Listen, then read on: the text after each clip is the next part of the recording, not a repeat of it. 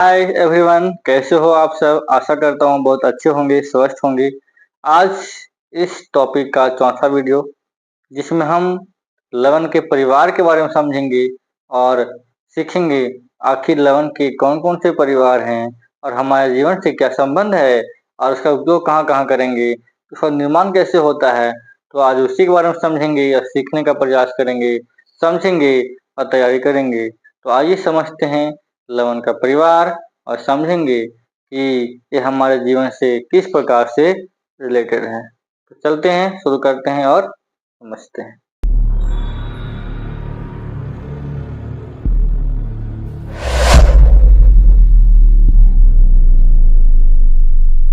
Topic है लवण का परिवार। लवणों का पीएच मान पता होगा। प्रबल अम्ल तथा प्रबल क्षार का लवण का पीएच मान क्या होता है? 7 होता है। प्रबल अम्ल और दुर्बल क्षार का पीएच मान 7 से कम होता है। प्रबल क्षार और दुर्बल अम्ल का पीएच मान 7 से अधिक होता है। ये नॉर्मल चीज दिमाग में रखना है।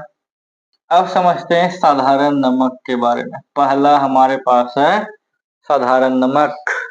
कॉमन सॉल्ट के बारे में सुनेंगे, जिसका प्रयोग हम घरों में करते हैं। घरों में खाना बनता होगा, सब्जी बनता होगा और उस सब्जी में यदि नमक नहीं डाला जाए तो कैसा लगता है? सोचिए, स्वाद कैसा लगेगा? बहुत मजा लगेगा स्वाद? नहीं लगेगा। क्यों? नमक का इम्पोर्टेंस बहुत ज्यादा है। खाना कैसा है वो कि आप कितना हो मसाला लगा दीजिए, नमक नहीं डाले को फायदा नहीं होने वाला। ठीक है, स्वाद गड़बड़ हो जाएगा। इसका रासायनिक नाम है सोडियम क्लोराइड। सूत्र होता है NaCl। तो निर्माण कैसे होता है? जब हाइड्रोक्लोरिक अम्ल और सोडियम हाइड्रोक्साइड के विलयन की अभिक्रिया कराते हैं तो सोडियम क्लोराइड का निर्माण होता है। जैसे HCl और सोडियम हाइड्रोक्साइड का बना दिया NaCl और जल, ये बन गया लवण। उपयोग खाना बनाने में, मृत जीवों को दफनाने में। अब देखेंगे कि जब कोई जीव मर जाता है तो उसको दफनाने के लिए हम क्या करते हैं? नमक डालते हैं। घोल बनाने में, कपड़ा साफ करने में ये सब उपयोग है। ठीक है, किसका? लवण का। ये कहानी देखो, आया बस समझ में, एग्जाम में आ सकता है। ठीक है, कुछ भी आ सकता है यहाँ से। ठीक है, क्लोर क्षार क्या होता है? सोडियम क्लोराइड के जलीय विलयन से विशुद्ध प्रवाहित करने पर विद्युत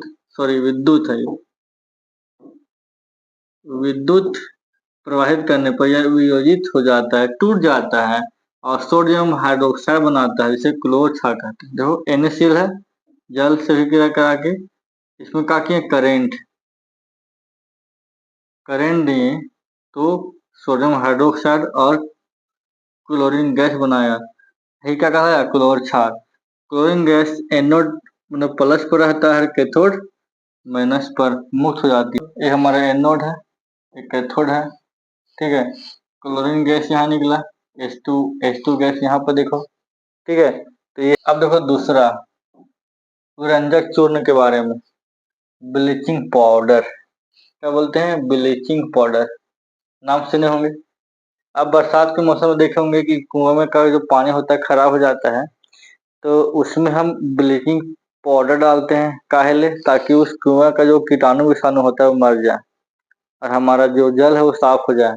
तो ब्लीचिंग पाउडर का यूज करते हैं गंदगी को साफ करने के लिए, कुआं साफ करने के लिए, है कि नहीं? अब देखोगे घरों में ऐसा होता है। लवण जल में विद्युत प्रवाहित करने पर क्लोरीन गैस निर्माण होता है NaCl में। ठीक है, करंट दे दिए, क्या दे दिए? करंट। तो Na प्लस और Cl माइनस हो गया।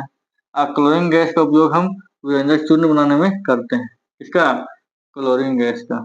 ठीक है, इसका रासायनिक नाम कैल्शियम ऑक्सीक्लोराइड है ना, ये सूत्र है। ये सब इम्पोर्टेंट है बेटा, है ना, ध्यान से समझने का प्रयास करना है। इसका निर्माण कैसे होता है? जब शुष्क बुझा हुआ चूना को क्लोरीन से विक्रिया कराते हैं तो व्यंजक चूर्ण का निर्माण होता है। यह है शुष्क बुझा हुआ चूना, क्लोरीन गैस, कैल्शियम ऑक्सीक्लोराइड और जल बना दिया। ठीक है, इम्पोर्टेंट चीज है।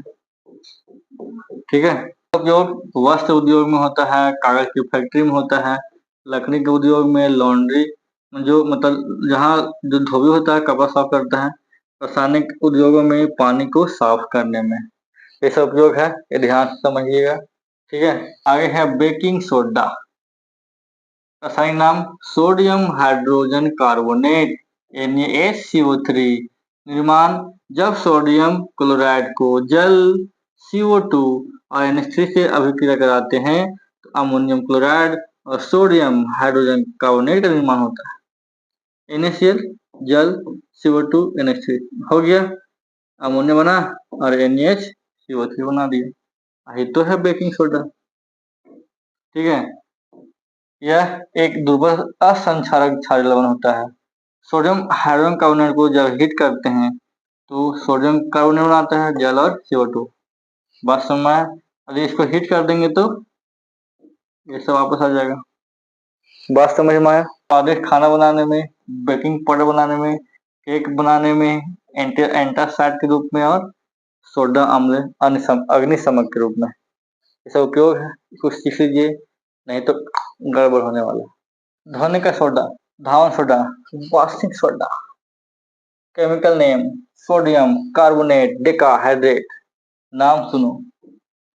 रासायनिक सूत्र देखो Na2CO3 × 10H2O।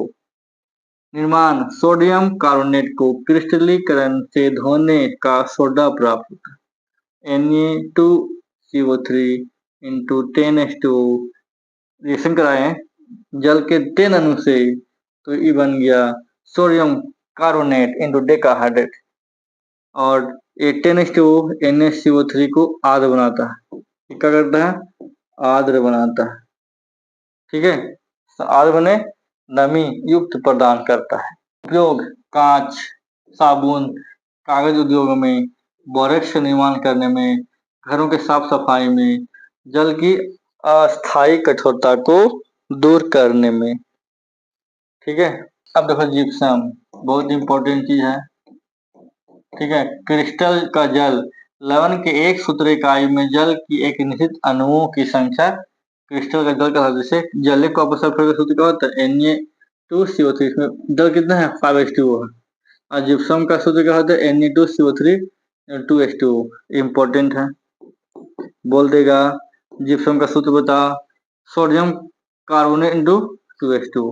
क्या हो जाएगा? सोडियम कार्बोनेट, सोडियम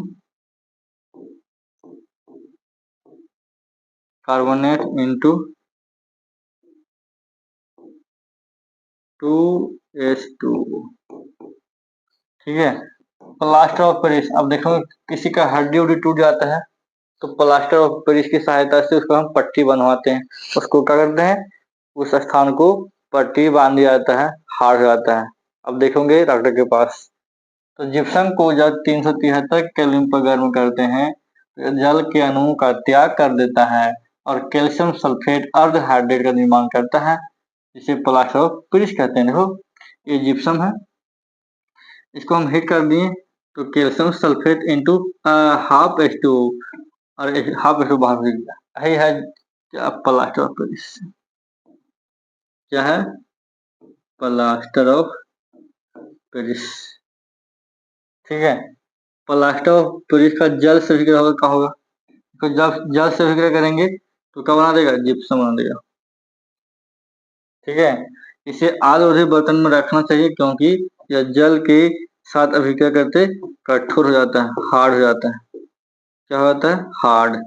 इसीलिए इसे हम आद्र जिसमें पानी की मात्रा ना हो उसमें रखना चाहिए, नहीं तो रिएक्शन करके हार्ड हो जाएगा। उपयोग खिलौना बनाने में, सजावट का सामान बनाने में, सतह को चिकना करने में, टूटी हुई हड्डियों को जोड़ने में। ये सब क्या है? ये सब इम्पोर्टेंट चीज है, उपयोग है। ठीक है, तो ये था आपका चैप्टर नंबर 2, जिसको आज हमने समाप्त कर दिया है मात्र 4 वीडियो में। और इसको देखकर आपके दिमाग में उतारना चाहिए क्योंकि बहुत आसान नहीं है, बहुत छोटा चैप्टर है लेकिन बहुत काम का है। ठीक है, काम का है तो इसमें पढ़ना पड़ेगा, नहीं पढ़ेगा तो कैसे का होगा। ठीक है, तो आई होप समझ में आया होगा और चारों वीडियो देखो गर्दा उड़ा के और समझ में आ जाएगा। एग्जाम में एक भी क्वेश्चन नहीं छूटेगा, क्या है कि बहुत बारीकी से इसको हमने बनाने का प्रयास किया है। समझाने का प्रयास किया है, आपके सामने प्रस्तुत किए हैं। ठीक है, आई होप समझ में आया होगा। फिर मिलेंगे नए चैप्टर में नए वीडियो के साथ, तब तक के लिए धन्यवाद।